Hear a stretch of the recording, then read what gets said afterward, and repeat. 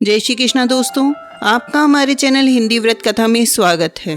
परिवार में सुख और समृद्धि की प्राप्ति के लिए निर्जला एकादशी का व्रत किया जाता है। निर्जला एकादशी पे सर्वार्थ सिद्धि एवं रवि योग बन रहा है। सनातन परंपरा के अनुसार तमाम व्रतों में निर्जला एकादशी का व्रत सभी मनोकामनाओं को पूर्ण करने वाला व्रत है।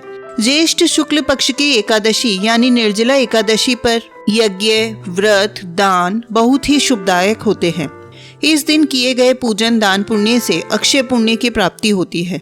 भगवान विष्णु का आशीर्वाद दिलाने वाली सभी एकादशी व्रत में निर्जला एकादशी का व्रत सबसे कठिन होता है, क्योंकि इस दिन निर्जल रहकर व्रत किया जाता है। यदि आप निर्जल रहकर व्रत नहीं कर सकते हैं तो आप फलों का जूस, रस ले सकते हैं।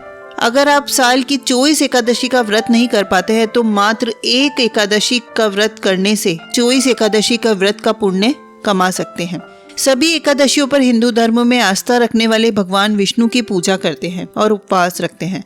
इस दिन व्रत रखने, पूजा और दान करने से व्रती जीवन में सुख समृद्धि का भोग करते हुए अंत समय में मोक्ष की प्राप्ति होती है। तो आइए सुनते हैं निर्जला एकादशी की कहानी। महाभारत के संदर्भ में निर्जला एकादशी की कथा मिलती है, जो इस प्रकार है। सभी पांडवों को धर्म, अर्थ, काम और मोक्ष प्राप्ति के लिए महर्षि वेदव्यास ने एकादशी व्रत का संकल्प कराया।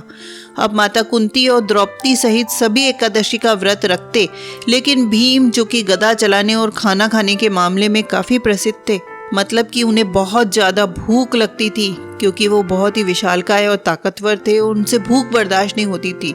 इसलिए उनके लिए महीने में 2 दिन उपवास करना बहुत ही मुश्किल काम था। जब पूरे परिवार का उन पर व्रत के लिए दबाव पड़ने लगा तो वह एक उपाय ढूंढने लगे कि उन्हें भूखा भी न रहना पड़े और उपवास का पुण्य भी मिल जाए। उनके पेट पर आई इस विपत्ति का समाधान भी उन्होंने महर्षि वेदव्यास से ही जाना।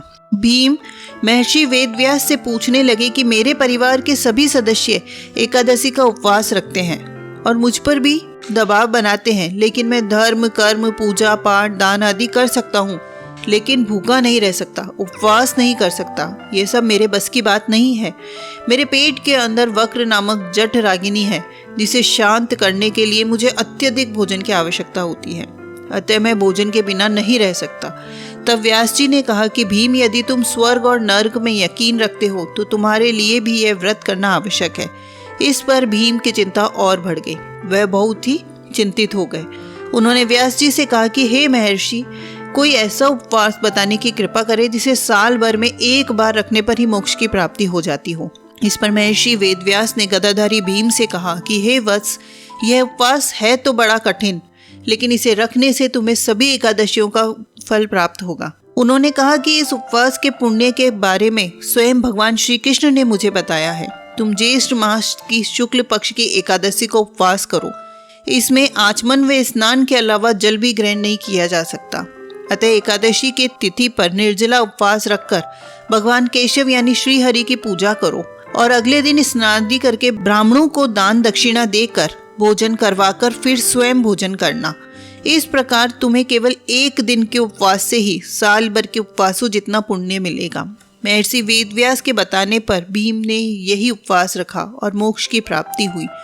भीम द्वारा उपवास रखे जाने के कारण ही निर्जला एकादशी को भीमसेन एकादशी, और चूंकि पांडवों ने इसी दिन उपवास रखा था, इसलिए इसे पांडव एकादशी भी कहा जाता है। जैसा कि महर्षि वेदव्यास ने बताया कि एकादशी का उपवास निर्जला रहकर करना होता है, इसलिए ये बहुत ही कठिन होता है, क्योंकि एक तो इसमें पानी पीने की भी मनाही होती है और दूसरा एकादशी के उपवास को द्वादशी के दिन सूर्योदय के पश्चात खोला जाता है।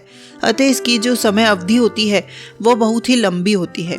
सभी व्रत उपवासों में निर्जला एकादशी को सबसे श्रेष्ठ माना जाता है, इसलिए पूरे यत्न के साथ इस व्रत को करना चाहिए। व्रत करने से पहले भगवान से प्रार्थना करनी चाहिए कि प्रभु आपकी दया दृष्टि मुझ पर बनी रहे, मेरे समस्त पाप नष्ट हो जाएं। निर्जला एकादशी के दिन भगवान विष्णु की पूजा करें और एकादशी के सूर्योदय से लेकर द्वादशी के सूर्योदय तक अन्न व जल का त्याग करें। अन्न, वस्त्र, जूते आदि का अपने क्षमता अनुसार दान करें। जल से भरे घड़े को भी वस्त्र से ढककर उसका दान किया जाता है। ब्राह्मणों और किसी गरीब व जरूरतमंद को मिष्ठान और दक्षिणा भी देनी चाहिए। इस दिन ओम नमो भगवते वासुदेवाय मंत्र का उच्चारण भी करना चाहिए। साथ ही निर्जला एकादशी की कथा भी सुननी चाहिए। द्वादशी के सूर्योदय के बाद विधि पूर्वक ब्राह्मणों को भोजन करवाकर तत्पश्चात अन्न और जल ग्रहण करना चाहिए।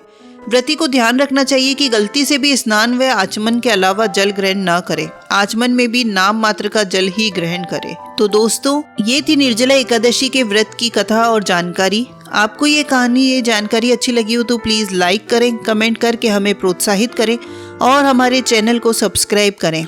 धन्यवाद।